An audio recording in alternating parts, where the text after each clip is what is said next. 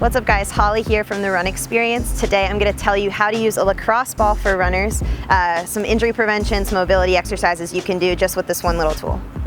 Alright guys, so the awesome thing about a lacrosse ball, and actually today we can show you, we have these new Run Experience lacrosse balls here. Pretty awesome.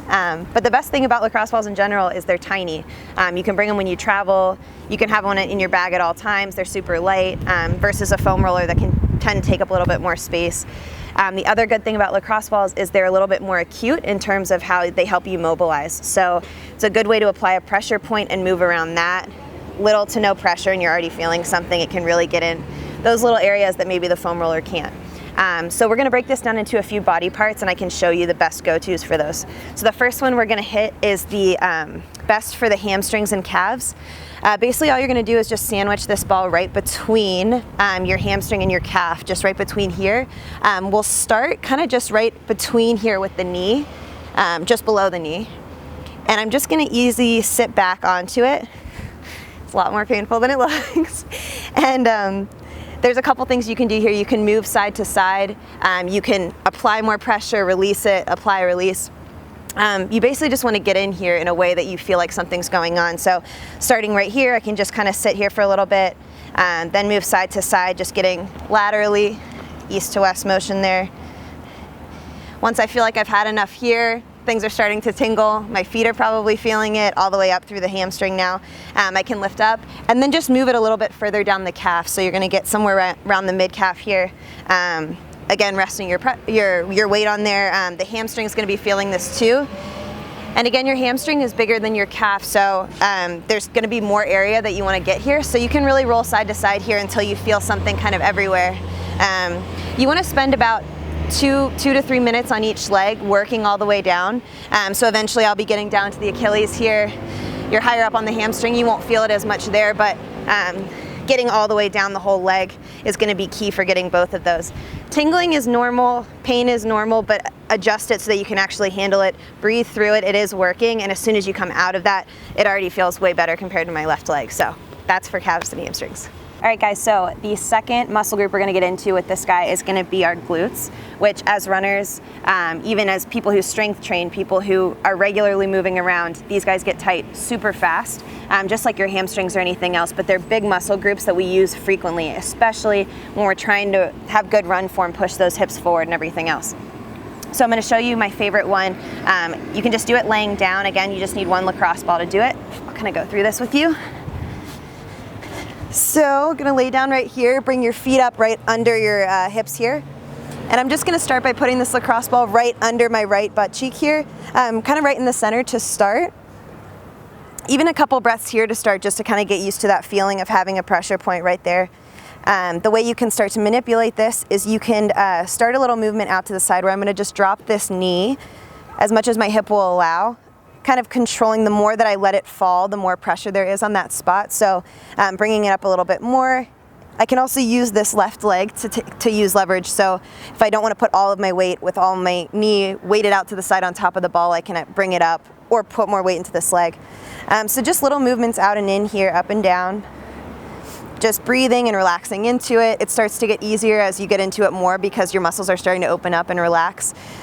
This is just great for helping that blood flow, re-kickstart that. Any knots you have in this area, it's gonna help loosen those up. After a little bit there, I can also move it to another area, maybe outside to my hip here. Again, with that open and up. And then if I wanna do a little bit more here, what I can do is extend and bend this leg out. So whatever angle I'm at on the ball, I can just open and close this leg, kind of getting a different, more of a vertical movement up in there, kind of hitting more than just the point that the ball is under. The one thing you want to be careful of is if it's getting, if the pain's getting at all really intense or kind of tingly or something like that, we don't want to mess with it. So be good to yourself. You can always, like I said, use this other side for leverage, so you can always control the weight that's going down. This is why this is a safe one. It's not like all of your body weight's on the ball and you just have to handle it. Move the ball around, spend about 3 to 4 minutes per leg. And lastly, if you want, when you're sitting on a plane or maybe in the car for a long time, I like to just throw this guy under when I'm seated just for a little bit, and just move side to side while I'm sitting down, just moving this around a little bit. It helps to relieve some of that tension as well. All right guys, so as runners, our lower body is not the only thing that's gonna get sore. Most likely the upper body, these shoulders, everything around the shoulder blades, scapula, tends to get tight, especially if we're spending a lot of time in a rounded forward position, looking at our phone, over the computer, driving a lot, whatever it is. We do spend a lot of time rounded over if we're not constantly focused on it.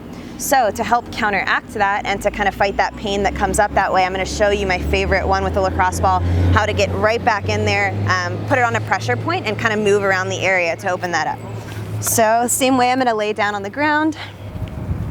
You can do this with the feet bent up. You can also, for a little bit more pressure, occasionally extend everything out to the ground, but it's really up to you. I'm going to start by just putting the lacrosse ball right under.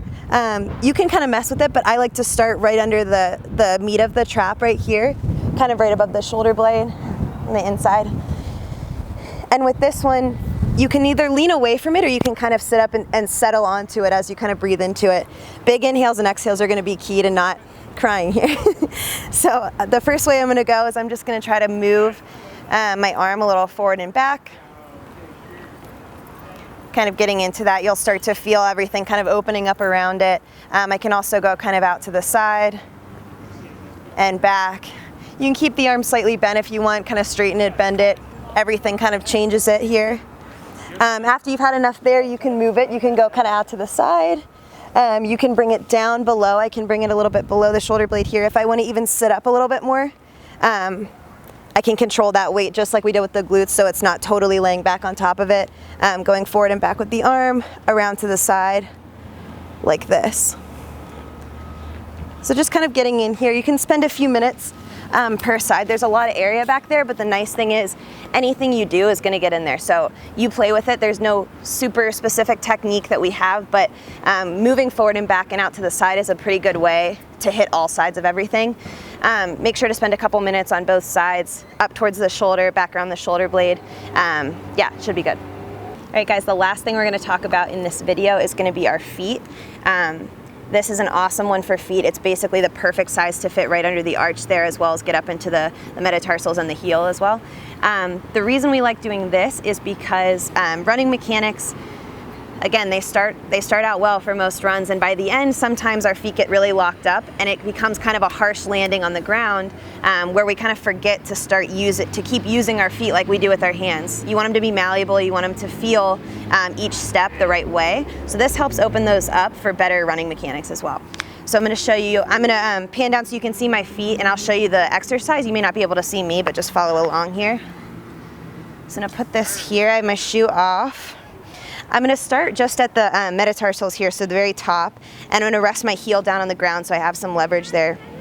And I'm just going to kind of start with this lateral movement, just inside to outside of the foot here.